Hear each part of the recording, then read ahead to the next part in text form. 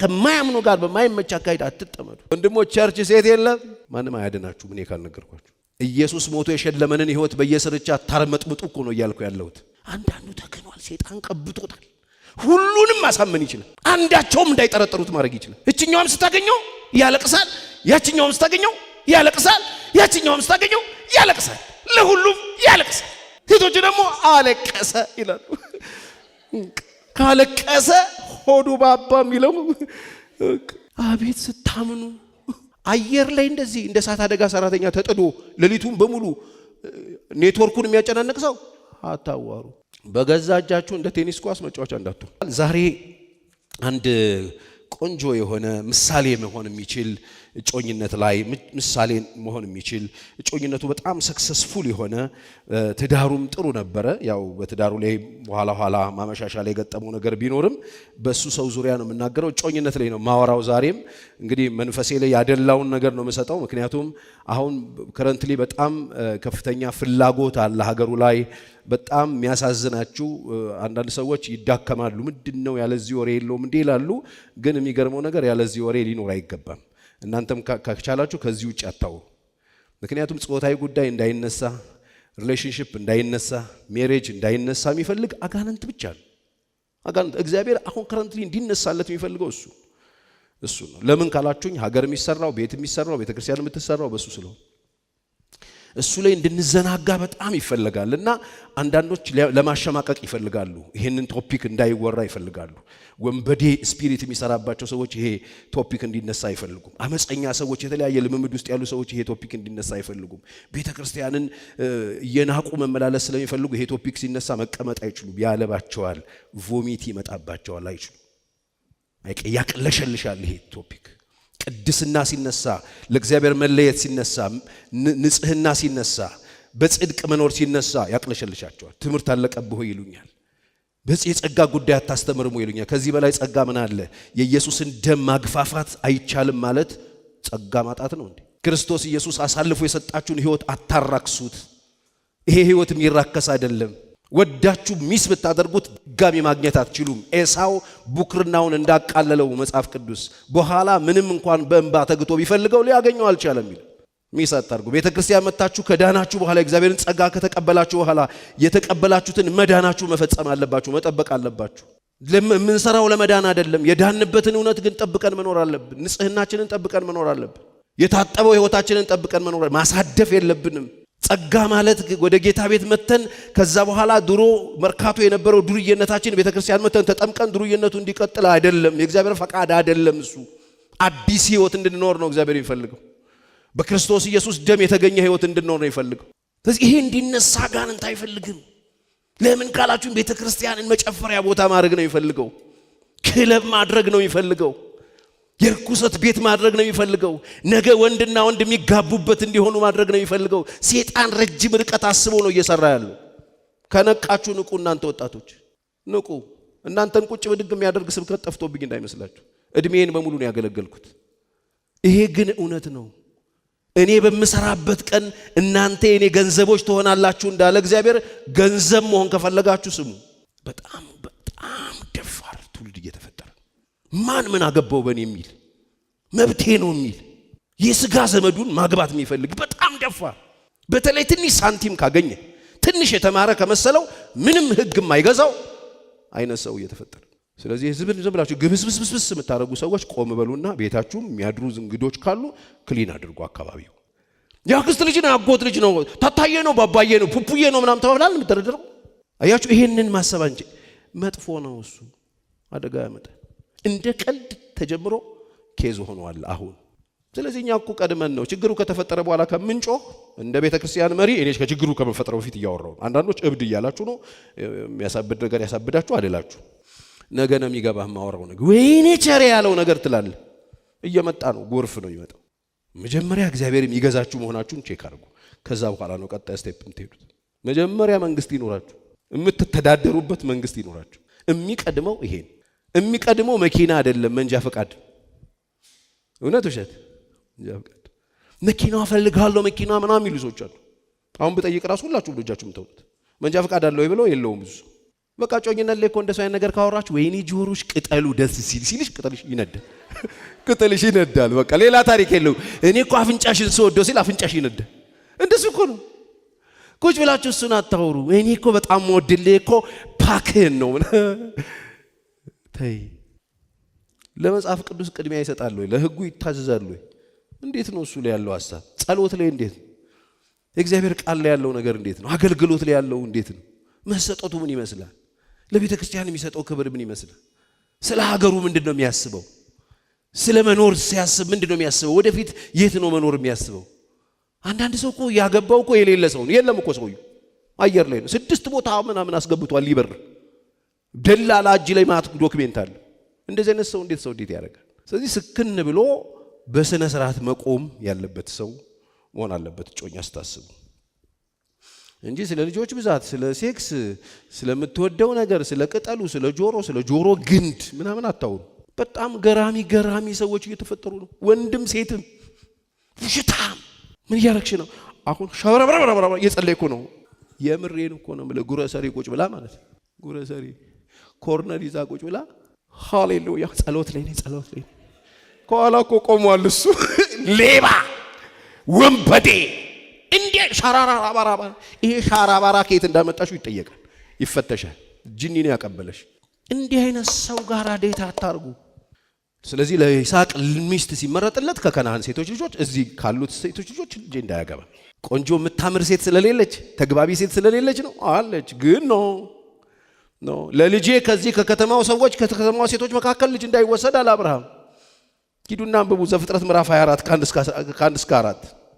ከሚያምን ወገን የራሱ ወገን አምላክ ያለው ነው የተፈለገው። ስለ ጮኝነት ሲታሰብ ወንድ ሴት ወንድ አይደለም የሚፈልገው። መጀመሪያ እምነት ያለው መሆኑ ነው የሚፈልገው። በጣም ቅድሚያ የምትሰጠው ነገር ይሄ ነው። ይሄን ቅድሚያ ትሰጣላችሁ ወይ?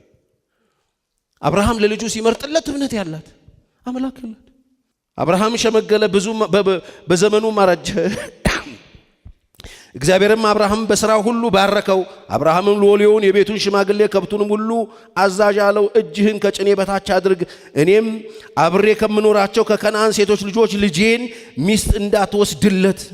የከነዓን ሴት ልጆች እንዳያገባ። ከነዓን ውስጥ ሴት የሌለ እንዳይመስል፣ ቆንጆች ናቸው አሉ ሴቶች፣ ግን እንዳያገባ እንዳትወስድለት። በሰማይም በምድርም አምላክ በእግዚአብሔር አመልሃለሁ። ነገር ግን ወደ ሀገሬ ወደ ተወላጆቼ ትሄዳለህ፣ ለልጄ ለይስሐቅ ሚስት ትወስድለታለህ።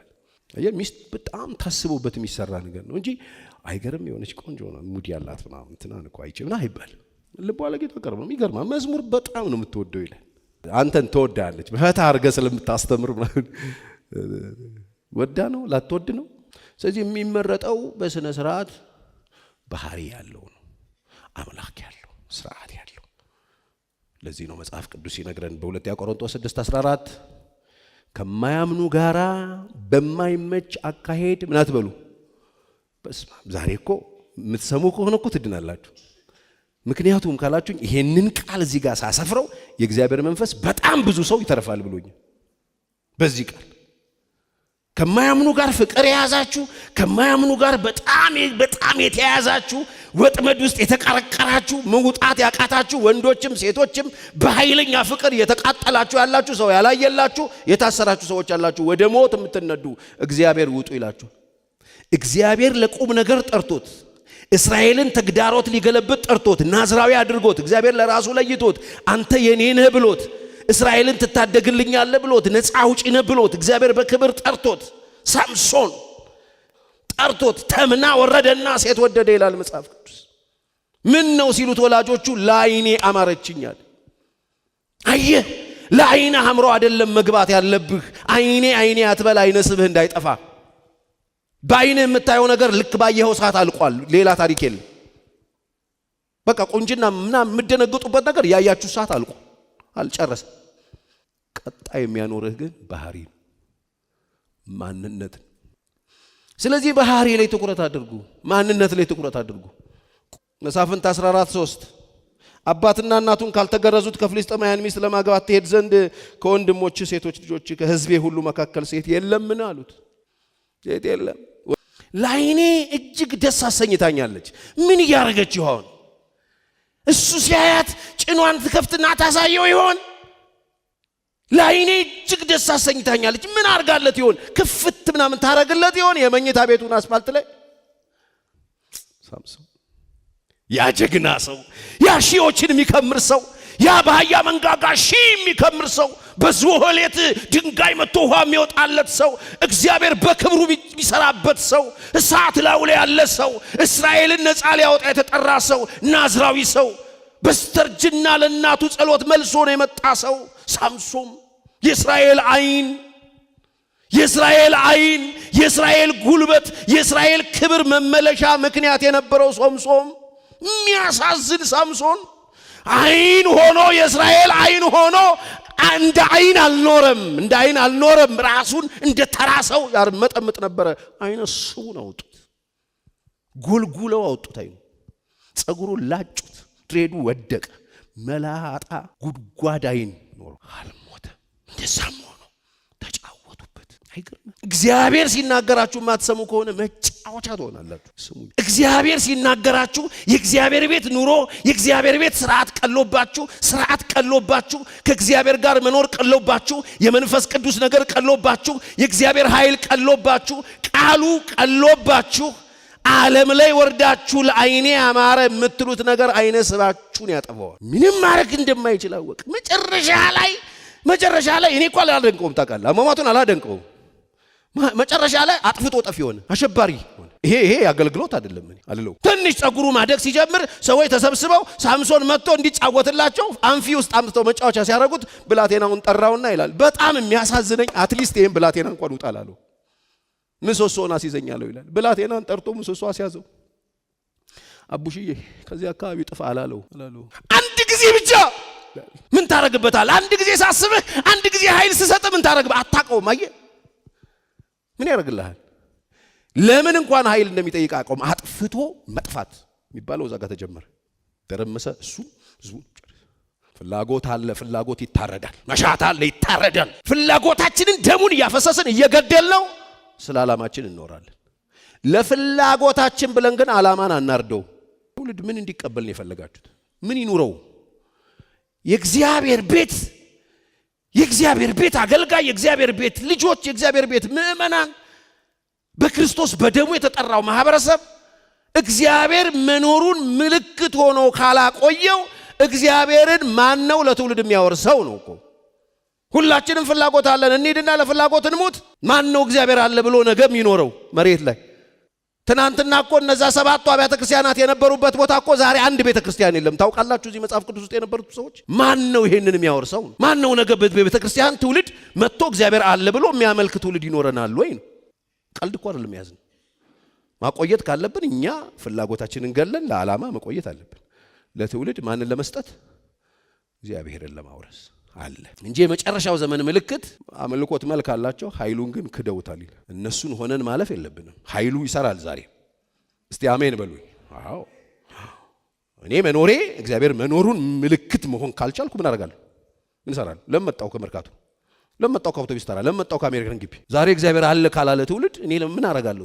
እዛ በበርሜል ማን ከለከለኝ? እዚህ በሲኒ የምጫወተው እንዴ ማን ከለከለኝ? ዳሽ ብገባ እኔ ፌደራል ፖሊስ ያስቆመኛል እንዴ? ይቻላል? መንግስት አይችልም። ፈልጌ ነው። ምን አለ እንድትሉኝ? እግዚአብሔር አለ እንድትሉ። እግዚአብሔር በዙፋኑ ላይ አለ። አንዳንድ ሰዎች ከቤታቸው የተቃሩት ለዓይኔ ደስ አሰኝታኛለች ብለው ነው። ምን ይሆን ያያችሁት? ምን ይሆን ያሳዩአችሁ? እንዴት አይነት ነገር ይሆን ያደረጉላችሁ? ለዓይኔ ያልከው ነገር ምን ይሆን? እሱ ነገር ዓይነ ስብህን ያጠፋዋል። እመነኝ። ለዓይኔ አይባልም፣ ለልቤ ደርሳለች ይሻላል።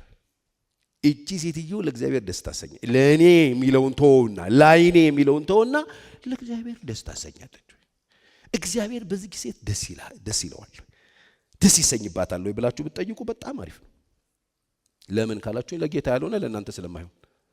ለጌታ ያልሆነ ሰው እንዴት ለኔ ይሆናል ትላላችሁ? ምን ማለት ነው? እንዲህ ማለት ምንኛ ገብቷችሁ? ለእግዚአብሔር ደስ ያሰኘው ምን? ይሄማ ቀልድ ነው፣ ይሄማ ጂኒ ነው። ጂኒ እኮ እንደዚህ ነው፣ ስራው እኮ ይሄ ነው። ጂኒ እኮ ስራው እኛን ማስደሰት ነው።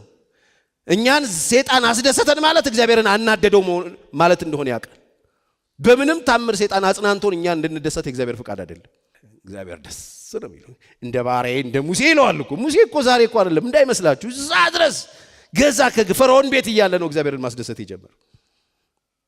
እንደ ባሪያዬ እንደ ሙሴ ላይ አፋችሁ ልትከፍቱ ተነሳችሁ ብሎ ሙሴ ምንም እንዲነካ አይደለም፣ ማንም አፉን እንዳይከፍትበት ነው የሚከለክለው። አፍሽን እከፍታለሁ ካልሽ በለምጽ ነው የሚያጮልሽ። እህቱን አልማራትም፣ ማርያምን አጮላት። እግዚአብሔር ቀልድ አያውቅም እኮ። ምን አርጋ ስትሉ ሙሴ ላይ አፍሽን ከፍተሻል ተብሎ። ጤነኛ ሪሌሽንሺፕ በመንገድ ለመንገድ አትፈልጉ። አውቶቡስ በላ አውቶቡስ አትጣጣሩ። ጸልዩ። እግዚአብሔር ነው የሚያዘጋጀው። መልካም ባህሪ ያለው ለአይኔ ምናምን ለአይኔ የሚለውን ተውትና መልካም ባህሪ ያለው በምን ይገኛል? እስቲ በጸሎት በሉ። ጸሎት በቃ ስትጸልዩ ደግሞ እግዚአብሔር የሚመራው መልአክ ይሰድላችኋል። በእውነት እንዳትስቱ የሚያደርግ እግዚአብሔር መልአክ ከፊታችሁ መልአኩን አምላኬ ከፊት ይሰዳል የተባለው ለምን መስሏችሁ?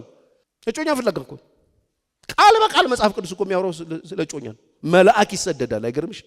አንቺ ስርዓት ያዥ እንጂ አይኔ አትበይ እንጂ ለአይኔ አትበይ እንጂ እግዚአብሔር መልአኩን ይሰዳል። መልአኩን ከፊት ይሰድልሃል አለው። አይገርምም? ለእጮኛ ለሚስት መልአክ ይወጣል። ዋው! አየ እግዚአብሔር ጋር ሲሪየስ ነው ማለት ነው ጉዳዩ። ዝም ብለሽ ሻይ ቤት ብጥደው አይደለም፣ በጸሎት ነው የሚሰራው።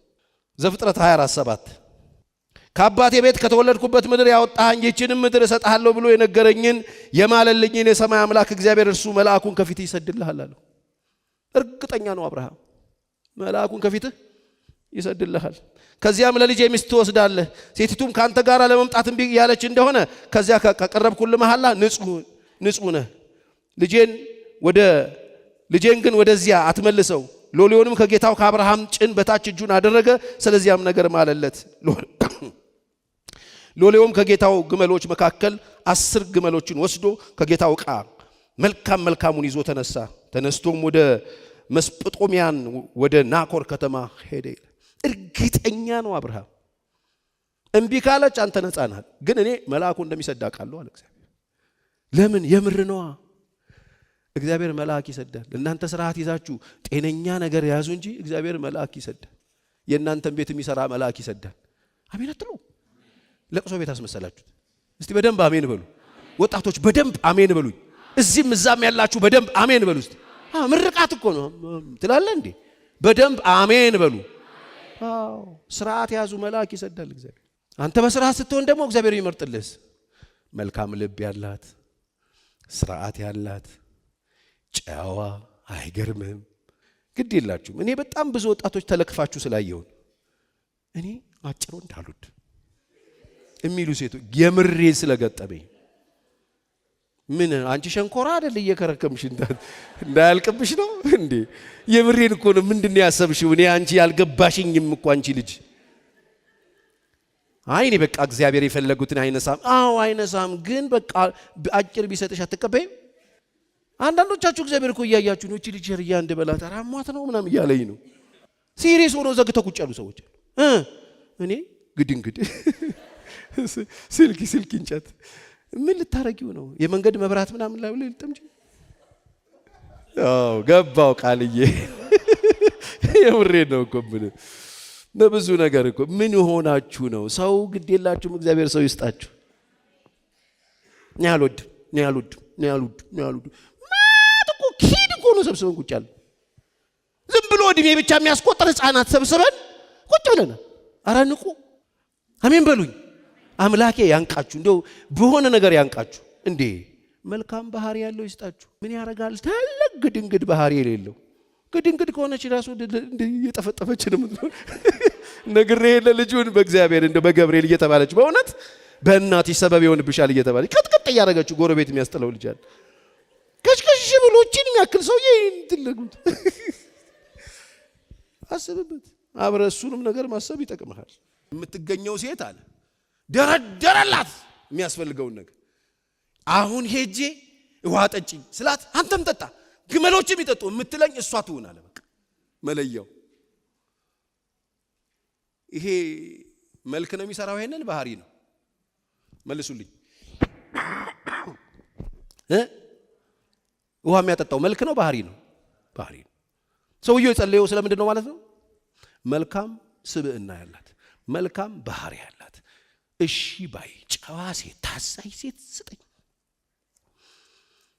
ከዛ አንተም ጠጣ ግመሎች የሚጠጡ የምትለኝ እሷ የባሪያዬ ልጅ ሚስት ትሁን ብሎ ጸለየ። እሱን ቃል አንብብላችሁና ልጨርስ።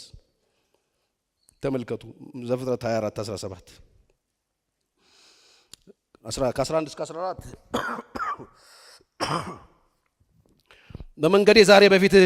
መንገዴን በፊቴ ያቅናልኝ አለ። 11 12 ለጌታዬም ለአብርሃም ምሕረት አድርግ፣ እነሆ በዚያ የውሃ ምንጭ አጠገብ እኔ ቆሜያለሁ። የዚያችም ከተማ ሴቶች ልጆች ውሃን ሊቀዱ በዚያ ውሃ ምንጭ አጠገብ እኔ ቆሜያለሁ። ይመጣሉ ውሃ ጠጣ ዘንድ እንስራሽን አዘንቢ የምላት እርሷ አንተ ጠጣ፣ ግመሎችም ደግሞ አጠጣለሁ የምትለኝ ቆንጆ ናት። ደግሞ እኮ ይኸውልህ አይቀርም፣ እርሷ ለባሪያዬ ለይስሐቅ ያዘጋጃት ትሁን። አይ ቁንጅና ብቻ ሳይሆን የምትታዘዝ፣ በዚህም ለጌታዬ ምሕረት እንዳደረግክ አውቃለሁ ብሎ ጸለየ። ሌዘር ራሱ ይገርም ነው፣ መንፈሳዊ ነው አይደል? የተነገረውን ነገር ምክንያቱም ያለው መልአክ ከመጣ መልአክ ይሄን መስራት አያቅተውም። ስለዚህ የምፈልገው እኔ ውሃ ጠጪ ስላጠጣ አንተም ጠጣ ግመሎቹም ጠጡ የምትለኝ ቆንጆ ብሎ ትችላለህ እኮ ቆንጆ። ግን ከዛ በኋላ ቆንጆ ብቻ ምንም አያደርግልህ። ባህሪ የሌለው ቆንጆ። አንዳንድ ሰዎች መልካቸው ይበልጣቸዋል። አይታችኋል? አንዳንዱ አልገባችሁም፣ ወደፊት ይገባቸዋል። እውነት መልካቸው የሚበልጣቸው ሰዎች አሉ። ባህሪያቸው መልካቸው ይበልጠዋል። ስብዕናቸው መልካቸው ይበልጠዋል። አቋማቸው ይበልጣቸዋል። እግዚአብሔር ከዚህ ይጠብቃችሁ። ባህሪያችሁ መብለጥ አለበት። ከዛ ሄደ ቆመ። ከዛ ሎሌውም ሊገናኝ ሮጠና እንስራሽን መጣች ርብቃ። ቁጥር 17 24:17 ሎሌውም ሊገናኝ ሮጠና ከእንስራሽ ጥቂት ውሃ ጠጭኝ ዘንድ እለምንሻለሁ አላት። እርሷም ጌታዬ ሆይ ጠጣ አለችው። ፈጥናም እንስራዋን በእጇ አወረደ። ሰውየው ዝም ብላችሁ አስቡ። ጠጣ ብላው እንስራ ስታወርድ ሴትዮዋ ያያታል። ቆንጆ ናት። አጠጣችው። እሱንም ካጠጣች በኋላ ለግመሎቹ ደግሞ ሁሉም እስኪረኩ ድረስ ውሃ እቀዳለሁ አለች። ቅጅልኝ እኮ አላላት።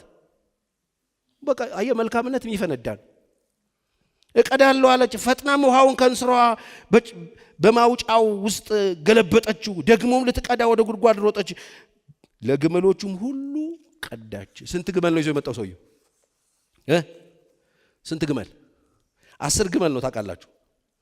ግመል አንድ ግመል 180 ሊትር ነው የሚጠጣው። ዝም ብላ አስበው 180 በ10 ምተው ወደ 1800 ነው። 1800 ሊትር ነው የቀዳቸው። ምኗ ነው እሱ? ዘመዳቸው ነው? ጓደኛዋ ነው?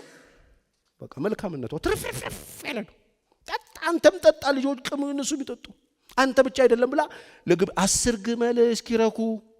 ግመል እኮ ዝም ብሎ እስቲ ብሎ ግማሽ ብርጭቆ ጠጥቶ በቃኝ የሚል ነገር አይደለም። ኮንቴነር ሮቶ በለው ሮቶ ትልቅ እኮ እንትን ነው ቦቴ ማለት። 10ንም አርክታ ሰውየው ቆሞ ያያታል። መንገዱን አሳካል ይሁን ይቻለ እና እዛ ጋር ያለውን ትዕይንት የሚቀጥለው ሳምንት እንቀጥለዋለን። አይመስላችሁ? ትዕይንቱ ሰውየው ቆሞ ግመሎቹ እየጠጡ ነው፣ እሱ ጠጥቷል። ከዛ ግመሎቹ ውሃ እየተቀዳላቸው ነው። ስንት ግመል? 10 ግመል። ዝም ብሎ አንድ ግመል ጠጣ ካልከው 180 ሊትር ነው የሚጠጣው። ዝም ብለህ አስበው። ትልልቅ እናንተ ቤት የሚቀመጠውን ሮቶ ይጠጣዋል። እነሱን ሁሉ የምታጠጣ ቆንጆ። ምን አይነት ባህሪ ነው ያላት? መልካም ባህሪ። እግዚአብሔር መልካም ባህሪ ያለው ጓደኛ ይስጣችሁ። አሜን። አዎ እንደው ዝም ብላችሁ ቁንጅና ምናምን ብላችሁ ዝም ብላችሁ ገብታችሁ የተጣዳችሁ ሰዎች አይዟችሁ፣ ተስፋ አለ። ባል አይቀየርም፣ ግን ባህሪ ይቀየራል። አሜን ነው። ባህሪን መቀየር የሚችል አምላክ ስላለ፣ እግዚአብሔር ስላለ፣ ቃሉ ስላለ፣ ክብር ለኢየሱስ ይሁን። ያላገባችሁ ግን ወጣቶች በጣም እድለኞች ናችሁ። ስለዚህ አሁን ቆም ብላችሁ የምታዩት አየሽው፣ ቁመቱ፣ አፍንጫው፣ ጆሮ ምናምን አትበሉ። ባህሪውን ቼክ አድርጉ። ስታወሩ ያለው ባህሪ ለቤተሰብ፣ ለሰው፣ ለሀገር፣ ለሃ ለቤተክርስቲያን ባህሪ ነው ቤት ቢሰራ። እናቴ እንደምትለው ቤትን የሚያፈርሰው አመል ነው ትላለች። አመለኛ ሰዎች እጮኛ አትያዙ። በቃ እናንተ መጀመሪያ አመላችሁን አራግፉ። እላያችሁ ላይ ያለ ድሪቶ ኑና ቸርች ያለማቋረጥ ሁለቱንም ሽፍት እየተካፈላችሁ እሑድ ተማሩ። እግዚአብሔር ያራግፍላችኋል። መጀመሪያ ሰው ሁኑ። እግዚአብሔር ማስተዋል ይስጠን። እስቲ ቀኝ እጆቻችን ከፍ